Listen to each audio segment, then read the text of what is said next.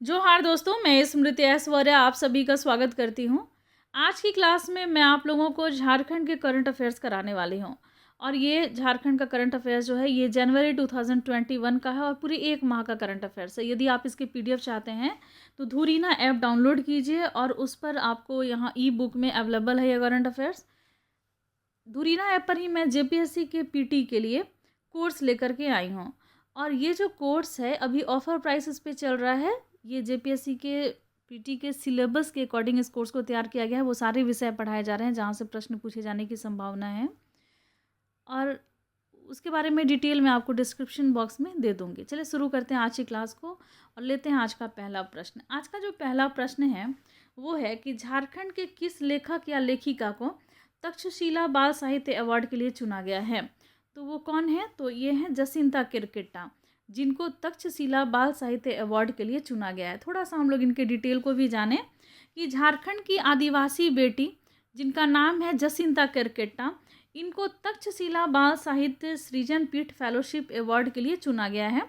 इस फेलोशिप के तहत जसिंता को 3.6 लाख रुपए दिए जाएंगे और इस दौरान में ये आदिवासी जीवन का जो भीतरी संसार है उनकी बहुत ही अच्छे तरीके से उनका जीवन दर्शन, उनकी दुनिया, उन सभी के जो अनछुए पहलू हैं उन पर बच्चों के लिए वो लेखन का कार्य करेंगी।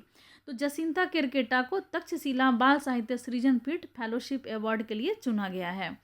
और अगला प्रश्न है कि बिरनी प्रखंड के कपिलो पंचायत को उनके उत्कृष्ट कार्यों के लिए नानाजी देशमुख राष्ट्रीय ग्राम सभा पुरस्कार के लिए पुनः चयन किया गया है।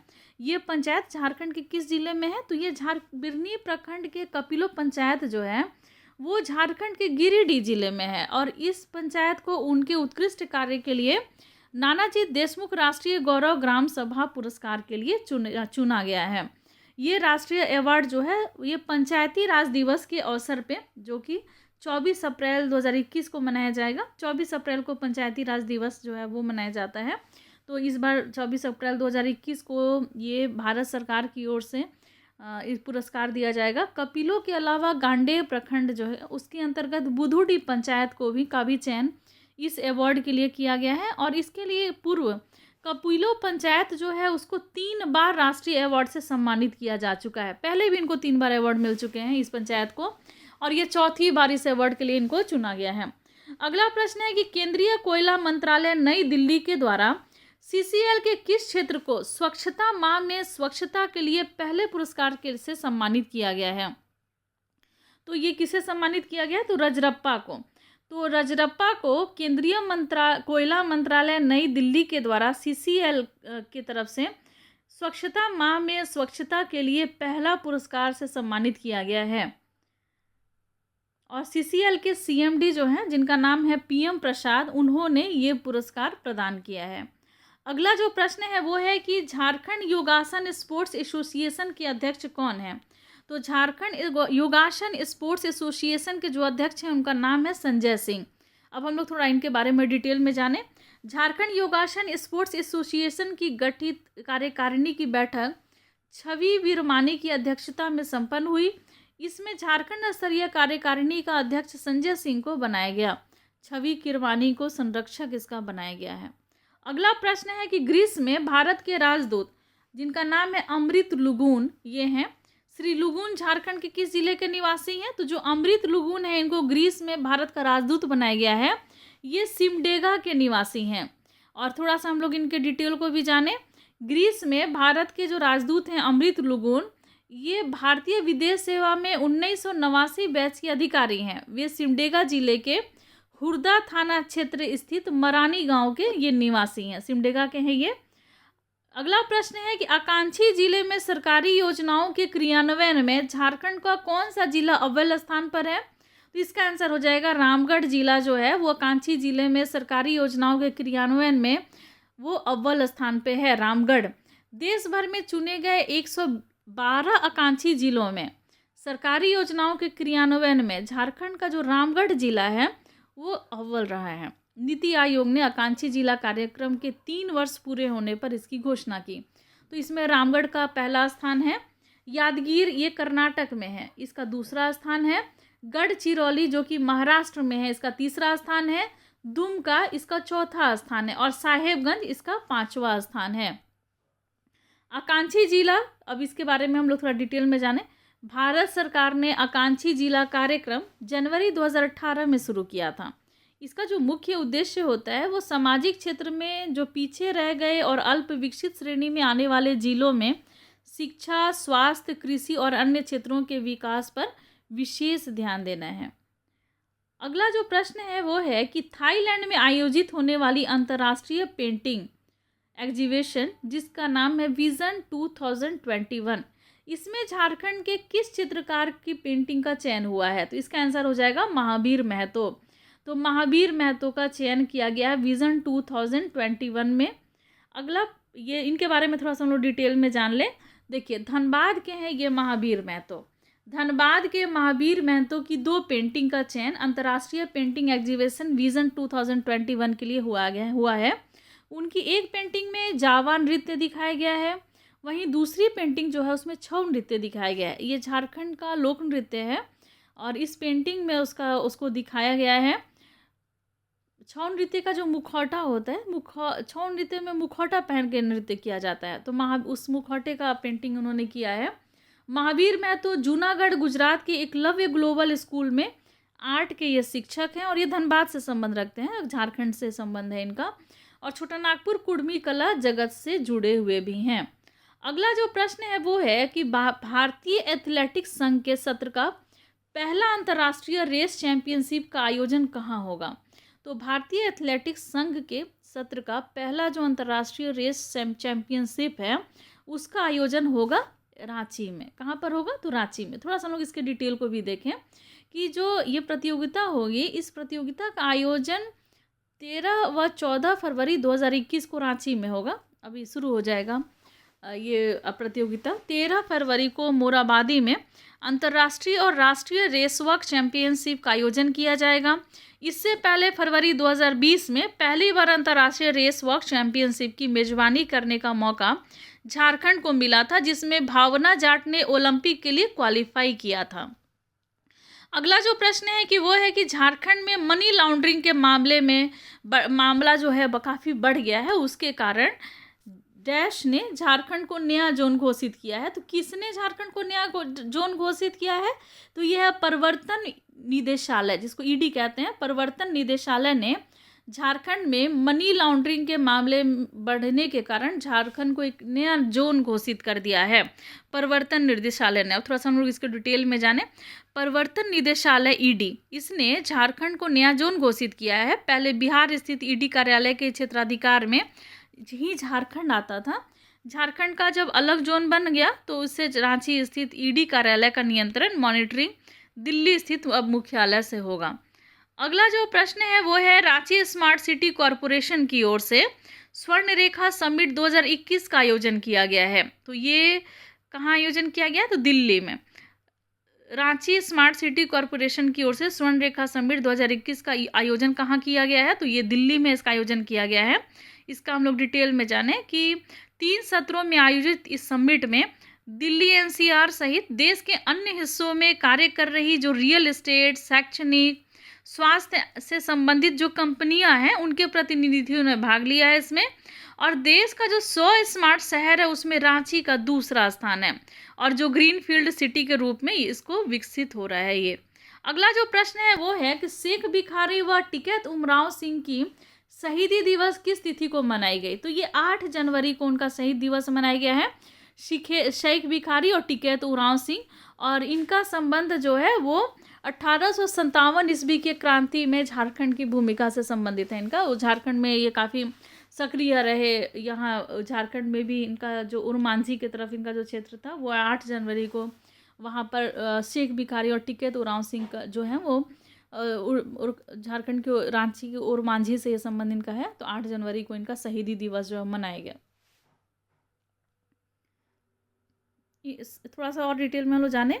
ये जो शेख भिखारी और टिकैत उमराव सिंह है तो इनका शहीदी दिवस 8 जनवरी को मनाया गया और अंग्रेजों ने दोनों को 8 जनवरी 1858 में फांसी पर लटका दिया था, बरगद के पेड़ पर लटका करके। अब देखिए इसमें क्या दिया हुआ है कि ये जो मैं करंट अफेयर्स आज करा रही हूँ, थी इसके आपको जो क्विज़ होंगे, ये मेरा जो टेलीग्राम वाला जो ग्रुप है क्विज़ वाला, जिसका नाम है study with Smriti quiz time, तो आप उससे जुड़ जाइए, वहाँ पर इसके क्विज़ भी हो जाएंगे। और बहुत ही जल्द मैं टेस्ट सीरीज़ भी मतलब आयोजित करने वाली हूँ धुरीना ऐप पर। धुरीना ऐप पर आप कोर्स भी ले सकते हैं और मेरे हैंड रिटेन नोट्स भी आप प्राप्त कर सकते हैं। इसके लिए डिटेल चाहिए तो जो मेरा व्हाट्सअप नंबर है जो है 9905917516, तो आप इस पर कांटेक्ट कीजिए और मेरे हैंड रिटेन नोट्स भी ले सकते हैं। और साथ ही साथ जो डिटेल अगर आपको नहीं पता चल रहा है कि क्या है जेपीएससी के प्रीलिम्स के कोर्स के डिटेल, तो वो भी आप जान सकते हैं वहाँ व्हाट्सएप पर मैसेज करके। ज़्यादा कोशिश कीजिएगा अधिक मैसेज नहीं करने का, कॉल बिल्कुल भी नहीं करने का। मैसेज के माध्यम से मैं आपको सारा चीज़ जो है वो समझा दूँगी। और मैं आपसे ये भी कहना चाहूँगी कि देखिए क्लास आज बड़ा होने वाला है, क्योंकि आपको मैं चाहती हूँ कि एक ही क्लास में पूरे 1 माह के करंट अफेयर्स करा दूँ, ताकि आपके समय बचे। मैं चाहती तो इसको पर डे मैं लेकर के चलती, लेकिन क्या ज़रूरत है जब एक दिन में ही आपके सारे करंट अफेयर्स जो होंगे 1-1 माह के ख़त्म हो जाएंगे। तो इस तरीके से मैं एक मास्टर वीडियो हमेशा लेते आऊँगी, जिसमें 1-1 माह के करंट अफेयर्स एक ही दिन करा दूँगी, आपको हर दिन मेहनत करने की ज़रूरत नहीं होगी। चलिए अगला प्रश्न लेते हैं। अगला प्रश्न है कि S Lashkar memorial pharma excellence award 2020 से किसे सम्मानित किया गया है? तो ये प्रोफेसर BN गुप्ता हैं, उनको S Lashkar memorial pharma excellence award 2020 से सम्मानित किया गया है। BIT मेसरा में फार्मास्यूटिकल विभाग के प्रोफेसर BN गुप्ता को S Lashkar memorial pharma excellence award 2020 से सम्मानित किया गया है। इंडियन फार्मास्यूटिकल एसोसिएशन के बिहार शाखा में उन्हें यह सम्मान फार्मेसी क्षेत्र में उनके योगदान और उनकी उपलब्धियों के साथ साथ इस क्षेत्र में उनके शोध के लिए उनको दिया गया है। अगला जो प्रश्न है वो है विश्व के टॉप 100 विश्वविद्यालय अगर स्मार्ट सिटी रांची में शैक्षणिक संस्थान खोलना चाहते हैं तो झारखंड सरकार जो है उन्हें कितने रुपए टोकन मनी पर ज़मीन उपलब्ध कराएगी? तो उनको 1 रुपये टोकन मनी पर ज़मीन उपलब्ध कराएगी। अगर विश्व के जो टॉप 100 विश्वविद्यालय अगर वो रांची में, यानी जो रांची स्मार्ट सिटी है वहाँ पर वो अपना शैक्षणिक संस्थान खोलना चाहते हैं, तो उनको मात्र 1 रुपया टोकन मनी पर उनको ज़मीन जो है वो उपलब्ध कराया जाएगा।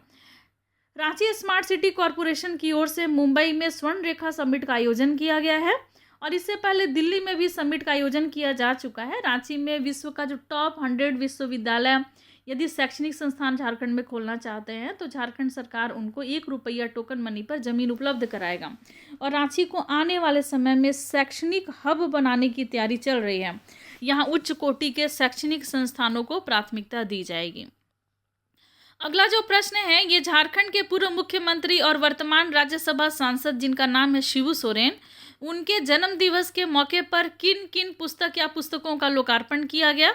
तो ये पुस्तक हैं दिशोम गुरु शिबू सोरेन, ट्राइबल हीरो शिबू सोरेन, सुनो बच्चों आदिवासी संघर्ष के नायक शिबू सोरेन की गाथा। ये तीनों पुस्तक जो है इनका लोकार्पण शिबू सोरेन के जन्म दिवस के मौके पर किया गया। शिबू सोरेन के जन्म दिवस कब मनाया गया? तो 11 जनवरी को मुख्यमंत्री हेमंत सोरेन का जन्म दिवस मनाया गया था। और ये पुस्तकें जो हैं वरिष्ठ पत्रकार अनुज कुमार सिन्हा के द्वारा लिखा गया है। जो दिशोम गुरु शिबू सोरेन है वो हिंदी में लिखा गया है, ट्राइबल हीरो शिबू सोरेन वो अंग्रेजी में लिखा गया है, सुनो बच्चों आदिवासी संघर्ष के नायक शिबू सोरेन गुरुजी की गाथा ये एक चित्रकथा है। अगला जो प्रश्न है वो है स्वतंत्रता सेनानी भैया राम मुंडा की 103वीं जयंती किस तिथि को मनाई गई थी? तो जो स्वतंत्रता सेनानी भैया राम मुंडा हैं उनकी 103वीं जयंती जो है वो मनाई गई 11 जनवरी को। थोड़ा हम लोग इसके डिटेल को भी जानें। खूंटी के सुदूर सेल्दा गांव में 11 जनवरी 1918 को भैया राम मुंडा का जन्म हुआ था। 1945 में असम विधानसभा चुनाव के साथ उन्होंने अपनी राजनीतिक जीवन की भी शुरुआत की। 1950-52 में रांची जिला कांग्रेस कमेटी के अध्यक्ष और 1959 में कांग्रेस प्रत्याशी चयन समिति के अध्यक्ष भी ये बने। वर्ष 1967 में तमाड़ विधानसभा के ये विधायक बने और वर्ष 1972-78 तक राज्यसभा के ये सदस्य भी रहे। 1972 में छोटानागपुर खादी ग्राम उद्योग संस्थान की स्थापना के साथ भैया जी खादी ग्राम उद्योग के संस्थान के आजीवन सदस्य वो रहे। और उनका जो मुंडारी लोक कथाओं का संकलन है जो कि 1961 ईस्वी में दड़ा जमा कन होड़ो कहानी को के नाम से प्रकाशित भी हुई। उन्होंने मुंडारी भाषा में गांधी जी के जीवनी पर भी पुस्तक लिखी थी। और क्या नाम है इनका, तो भैया राम मुंडा। इनका भी 103वां जयंती तिथि मनाया गया। कब, तो 11 जनवरी को, जिस दिन शिबू सोरेन का जन्म दिवस है उसी दिन। ज्योति प्रकाश स्मृति रंगमित्र सम्मान 2021 से किसको सम्मानित किया गया है, तो ये है चंद्रदेव सिंह। ज्योति प्रकाश स्मृति रंगमित्र सम्मान 2021 से सम्मानित किया गया किसको, चंद्रदेव सिंह को। अब थोड़ा सा हम लोग इसके डिटेल को भी जानें। भारतीय लोक कल्याण के सचिव चंद्रदेव सिंह को स्वर्गीय ज्योति प्रसाद स्मृति रंगमित्र सम्मान 2021 से सम्मानित किया गया। पिछले 20 वर्षों से झारखंड की जो कला और संस्कृति है उसको संरक्षण देना, उसको संवर्धन देना, इसके लिए उनका बहुत ही ज़्यादा योगदान रहा है। सांस्कृतिक कार्यक्रम और रंगमंच की जो गतिविधियां हैं उनको भी बढ़ावा देने के लिए उनको सम्मानित किया गया है। क्या नाम है इनका, चंद्रदेव सिंह का। और चंद्रदेव जी सिंह को ज्योति प्रकाश स्मृति रंगमित्र सम्मान 2021 से सम्मानित किया गया है, चंद्रदेव सिंह को। डीवीसी का नया चेयरमैन किसको बनाया गया है, तो डीवीसी का नया चेयरमैन बनाया गया है राम नरेश सिंह को। और थोड़ा हम लोग इसके बारे में डिटेल में जाने। पावर ग्रिड के ईडी राम नरेश सिंह को डीवीसी का नया चेयरमैन बनाया गया है। किसको बनाया गया, तो राम नरेश सिंह को डीवीसी का नया चेयरमैन बनाया गया है। एनटीपीसी कोरबा के सुपर थर्मल के जीएम एम रघुराम को डीवीसी का मेंबर टेक्निकल नियुक्त किया गया है। अगला प्रश्न है कि नेशनल यूथ पार्लियामेंट में जमशेदपुर की उप विजेता बनी है कौन, तो ये बनी है आयती मिश्रा। आयती मिश्रा जो हैं वो नेशनल यूथ पार्लियामेंट में जमशेदपुर की उप विजेता बनी हैं। थोड़ा हम लोग आयती मिश्रा के बारे में जानें। संसद भवन के सेंट्रल हॉल में आयोजित नेशनल यूथ पार्लियामेंट में जमशेदपुर की आयती मिश्रा उप विजेता बनी। देश भर में 2.34 लाख से ज़्यादा युवा ने के बीच में आयती ने अपने लिए जगह बना लिया। प्रधानमंत्री नरेंद्र मोदी ने खुद इस संबंध में ट्वीट करते हुए लिखा है कि वे आयती की बातों को सुनकर अभिभूत हुए। आयती ने मेक इन इंडिया के जरिए आत्मनिर्भर भारत बनाने को लेकर के जिस प्रकार अपनी बातों को रखा है वो सराहनीय है। भारत के प्रधानमंत्री नरेंद्र मोदी जी ने ये बात कही है आयती मिश्रा के लिए। अगला जो प्रश्न है वो है कि झारखंड राज्य के नए निर्वाचन आयुक्त कौन होंगे, तो झारखंड राज्य के नए निर्वाचन आयुक्त बने डॉक्टर डी.के. तिवारी। व्याख्या इसका जानिए। पूर्व मुख्य सचिव रहे हैं डॉक्टर डी.के. तिवारी, ये झारखंड के नए निर्वाचन आयुक्त होंगे। ये जो श्री तिवारी हैं डी.के. तिवारी, ये 1986 बैच के IAS ऑफिसर हैं और 31 मार्च 2020 को मुख्य सचिव के पद से ये रिटायर भी हो गए हैं। झारखंड के किस कोच का चयन खेलो इंडिया टैलेंट सर्च के सदस्य के रूप में हुआ है, तो ये हैं हरेंद्र सिंह। हरेंद्र सिंह का चयन झारखंड से खेलो इंडिया टैलेंट सर्च के सदस्य के रूप में हुआ है। थोड़ा इसका डिटेल भी आप लोग जान लीजिए हरेंद्र सिंह के बारे में। जमशेदपुर के अंतर्राष्ट्रीय तीरंदाजी कोच जिनका नाम है हरेंद्र सिंह, ये खेलो इंडिया टैलेंट आइडेंटिफिकेशन कमेटी के इनको सदस्य बनाया गया है। और हरेंद्र सिंह ईस्ट जोन में आर्चरी के टैलेंट को खोजने में अपना योगदान देंगे। वे झारखंड, पश्चिम बंगाल, बिहार, उड़ीसा और उत्तर प्रदेश के ग्रास रूट स्तर पे खिलाड़ियों को खोजेंगे। अगला जो प्रश्न है वो है कि झारखंड के किस रेसलर ने कॉन्टिनेंटल रेसलिंग इंटरटेनमेंट की नेशनल चैंपियनशिप का खिताब जीता है, तो ये जीता है शिवम चंद्र ने। व्याख्या अब हम लोग इसका देखें। रांची के रहने वाले हैं ये शिवम चंद्र। इन्होंने कॉन्टिनेंटल रेसलिंग इंटरटेनमेंट की नेशनल चैंपियनशिप का खिताब इन्होंने जीता है। शिवम झारखंड के पहले ऐसे प्रोफेशनल रेसलर हैं जिन्होंने राष्ट्रीय स्तर की चैंपियनशिप जीती है। वे ग्रेट खली की एकेडमी में ट्रेनिंग ले रहे हैं। अगला जो प्रश्न है वो है सुमति कुमारी का चयन 2020 के senior national Asian football cup के लिए हुआ है। सुमति सिंह का संबंध झारखंड के किस जिले से है, तो जो सुमति कुमारी का चयन 2020 के senior national Asian football cup के लिए हुआ है, तो इनका संबंध जो है सुमति सिंह का गुमला से है। गुमला की फुटबॉल खिलाड़ी सुमति कुमारी जो है वो 17 वर्षीय हैं और इनका चयन 2022 में होने वाले senior national Asian football cup के लिए हुआ है। और वे अब गोवा में ट्रेनिंग सेंटर में 16 जनवरी से 21 जनवरी तक वो ट्रेनिंग लेंगे। सुमति सिंह गुमला से हैं ये। राष्ट्रीय ऊर्जा संरक्षण पुरस्कार 2020 से किसे नवाजा गया है, तो राष्ट्रीय ऊर्जा संरक्षण पुरस्कार 2020 से नवाजा गया है वोल्टास लिमिटेड को। थोड़ा सा हम लोग इसके डिटेल को भी देखें। वोल्टास लिमिटेड को ब्यूरो ऑफ एनर्जी एफिशिएंसी के द्वारा आयोजित एक वर्चुअल पुरस्कार समारोह में ऊर्जा मंत्रालय के राष्ट्रीय ऊर्जा संरक्षण पुरस्कार 2020 से नवाजा गया। और जो वोल्टास को यह पुरस्कार आर.के. सिंह राज्य मंत्री ऊर्जा और नवीकरणीय ऊर्जा के द्वारा दिया गया है। इस पुरस्कार की शुरुआत 1991 में विद्युत मंत्रालय के द्वारा किया गया है। ये चौथी बार है जब वोल्टास ने यह अवार्ड जीता है। इससे पहले वर्ष 2013, 2015, 2018 में वोल्टास को यह पुरस्कार जो है वो जीत चुका है।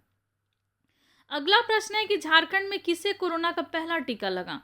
तो मरियम गुड़िया को कोरोना का पहला टीका लगा झारखंड में। इसका हम लोग डिटेल में जाने। रांची सदर अस्पताल की नर्स रीना ने सफाई कर्मी मरियम गुड़िया को कोरोना का पहला टीका लगाया। इसी के साथ राज्य भर में टीकाकरण अभियान की शुरुआत हुई। पहला टीका Covishield serum institute of Pune के द्वारा निर्मित किया गया है। अगला जो प्रश्न है वो है, केंद्र सरकार ने झारखंड में कुसुम योजना ए के तहत सौर ऊर्जा उत्पादन का लक्ष्य 10 मेगावाट से बढ़ाकर कितना कर दिया गया है? तो ये 10 मेगावाट से बढ़ाकर 50 मेगावाट कर दिया गया है। अगला प्रश्न है कि मुख्यमंत्री हेमंत सोरेन ने टंडवा अंचल को 2 भागों में बांटे जाने की सहमति दी है। टंडवा अंचल किस जिले में अवस्थित है? तो ये है चतरा जिले में टंडवा जो अंचल है वो अवस्थित है। थोड़ा अब हम लोग इसके डिटेल को भी जाने। चतरा जिला का जो टंडवा अंचल है वो 2 भागों में इसको बांटा जाएगा। राजस्व निबंधन और भूमि सुधार विभाग के इससे संबंधित जो प्रस्ताव को मुख्यमंत्री हेमंत सोरेन ने मंजूरी दे दी है। टंडवा 1 और टंडवा 2 के नाम से दोनों अंचल जो हैं वो जाने जाएंगे। टंडवा 1 जो है वो अंचल की जनसंख्या जो है वो 81,265 होगी और टंडवा 2 अंचल की आबादी जो है वह 45,067 होगा। अगला जो प्रश्न है वो है, जोहार एग्री मार्ट किस संस्थान के द्वारा संचालित किया जा रहा है? तो जोहार एग्री मार्ट जो है वो Jharkhand state livelihood promotion society के द्वारा संचालित किया जा रहा है। थोड़ा हम लोग इसका डिटेल भी देखें। ग्रामीण विकास विभाग के Jharkhand state livelihood promotion society के तहत जोहार एग्री मार्ट को संचालित किया जा रहा है। अब तक 4,000 किसानों ने इसका लाभ लिया है, जबकि मार्ट ने 73.4 लाख का कारोबार किया है। इस मार्ट का संचालन जोहार परियोजना के तहत महिलाएं कर रही हैं। जोहार एग्री मार्ट के तहत किसानों को जो अच्छी गुणवत्ता होनी चाहिए उसके उत्तम खाद, बीज, कृषि यंत्र, बाजार की सुविधा, मिट्टी जांच, पशु चारा आदि सेवाएं प्रदान की जा रही हैं। उन्हें इन सामग्रियों के लिए कहीं दूर नहीं जाना पड़ता है। जोहार एग्री मार्ट के जरिए खाद बीज के अलावा अन्य जो कृषि सामग्री है उसकी भी बिक्री की जा रही है, जैसे कि DAP, यूरिया, कुदाल, कीटनाशक, पशु आहार इत्यादि। अगला जो प्रश्न है वो है कि बिरसा मुंडा स्मृति संग्रहालय का निर्माण राज्य के किस जिले में हो रहा है? तो बिरसा मुंडा स्मृति संग्रहालय का निर्माण जो है वो राज्य के रांची जिले में किया जा रहा है। थोड़ा हम लोग डिटेल में जाने। रांची स्थित पुराने जेल परिसर के 13 एकड़ में प्रस्तावित पार्क के अंदर बिरसा मुंडा स्मृति संग्रहालय का कार्य बहुत तेजी से पूरा किया जा रहा है और इस संग्रहालय का जो उद्घाटन होगा वो 12 मार्च को प्रधानमंत्री नरेंद्र मोदी करेंगे और इसके निर्माण की जो कुल लागत होगी वो 27 करोड़ लगभग होगी। इसमें 25 करोड़ केंद्र सरकार के द्वारा जबकि 2 करोड़ राज्य सरकार पर खर्च हो रही है। अगला जो प्रश्न है वो है, ब्यूटी डुंगडुंग का संबंध किस खेल से है? तो ब्यूटी डुंगडुंग का संबंध जो है वो हॉकी से है। थोड़ा हम लोग इसके डिटेल को जानें। जो ब्यूटी डुंगडुंग है वो भारतीय जूनियर महिला हॉकी टीम की स्ट्राइकर हैं। कोरोना महामारी के बाद से जो पहले अंतर्राष्ट्रीय मैच में ब्यूटी डुंगडुंग जो हैं वो चिली के खिलाफ हैट्रिक गोल किए और इस मैच में भारत ने चिली को 5-3 से हरा दिया है। अगला जो प्रश्न है वो है कि राज्य की कितनी सेवाओं को राइट टू सर्विस एक्ट में शामिल किया गया है? इसका आंसर हो जाएगा राज्य के 12 सेवाओं को राइट टू सर्विस एक्ट में शामिल किया गया है। इसका हम लोग डिटेल में जानें। राज्य की 12 सेवाओं को राइट टू सर्विस एक्ट में शामिल किया गया। झारखंड राज्य सेवा देने की गारंटी अधिनियम 2011 के तहत उत्पाद एवं मद्य निषेध विभाग की 9, ऊर्जा विभाग की 2 और उद्योग विभाग की 1 लोक प्रदायी सेवा को इस अधिनियम में शामिल किया गया है। अगला जो प्रश्न है वो है कि नक्सली हमले के दौरान घायल सुरक्षा बलों की सहायता के लिए रक्षिता नामक एम्बुलेंस किसने तैयार किया है? तो ये तैयार किया है DRDO, CRPF, institute of nuclear medicine and alliance science, इन तीनों के सहयोग से इसको तैयार किया गया है।